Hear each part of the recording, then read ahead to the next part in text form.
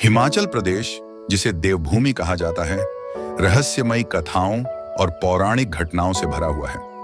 यहाँ के हर पर्वत, हर नदी और हर घाटी में देवताओं की गाथाएं गूंजती हैं। लेकिन एक स्थान ऐसा भी है जहां स्वयं भगवान शिव का धैर्य टूट गया था, और यही स्थान है मणिकर्ण। बहुत समय पहले की बात है, जब भगवान शिव और माता पार्वती धरती पर भ्रमण कर रहे थे।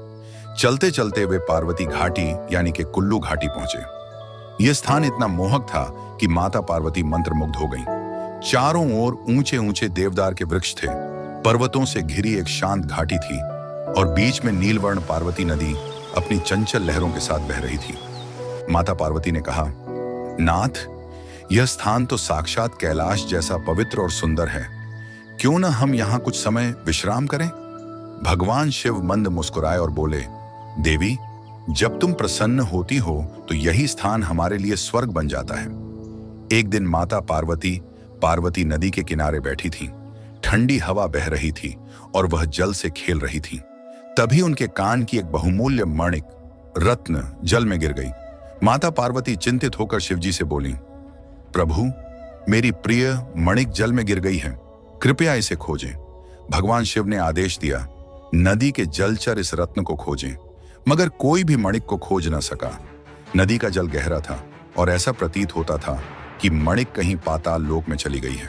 भगवान शिव धीरे धीरे अधीर होने लगे। उनका धैर्य समाप्त होने लगा। उन्होंने अपनी तीसरी आंख खोलने की तैयारी की। भगवान शिव के क्रोध से पूरी घाटी कांपने लगी, पेड़ हिलने लगे, नदी की धाराएं वेग से बहने लगी। तभी अचानक एक भयंकर गर्जना हुई और जल से नागराज वासुकी प्रकट हुए। नागराज ने शीश नवाते हुए कहा, महादेव, कृपा करें। शिवजी ने तीखी दृष्टि से पूछा, मेरी अर्धांगिनी पार्वती की मणिक कहाँ है? नागराज ने विनम्रता से उत्तर दिया, हे त्रिनेत्रधारी, आपकी मणिक मेरे नागलोक के जलमार्ग में चली गई है, परंतु मैंने इसकी रक्षा की है। शिवजी ने गर्जना की, फिर उसे लौटा क्यों नहीं रहे? नागराज बोले, हे महादेव, यह मेरी भूल नहीं थी, बल्कि यह विधि का विधान था। भगवान शिव के क्रोध की अग्नि शांत नहीं हुई। उन्होंने अपने त्रिशूल से जोरदार प्रहार किया, जिससे धरती फट गई और उसमें से उबलता हुआ गर्म जल बाहर निकलने लगा।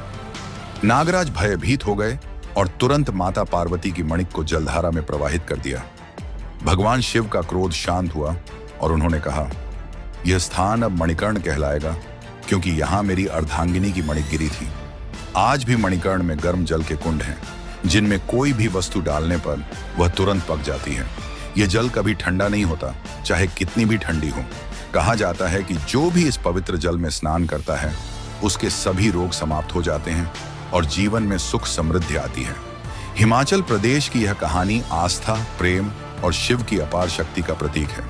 मणिकर्ण आज भी एक पवित्र तीर्थ स्थल है, जहां लोग भगवान शिव और माता पार्वती के आशीर्वाद के लिए आते हैं। यहाँ पर गुरुद्वारा साहिब सेवा, समर्पण और मानवता का प्रतीक भी है, जहां हर समय निस्वार्थ लंगर सेवा चलती रहती है। ये पवित्र स्थान गुरुबाणी की मधुर ध्वनि, शांत वातावरण और प्रेमपूर्ण सेवा से सभी को जोड़ता है। गुरु नानक देव जी द्वारा शुरू की गई यह परंपरा आज भी जीवित है, जो समानता, भाईचारे और निस्वार्थ सेवा का संदेश देती है। तो अगली बार जब भी आप हिमाचल आए तो मणिकर्ण जाना न भूले। याद रखिए, ये वही स्थान है जहां शिव ने अपना धैर्य खो दिया था और धरती ने उबलते जल से उनकी शक्ति का प्रमाण दिया था। हर हर महादेव।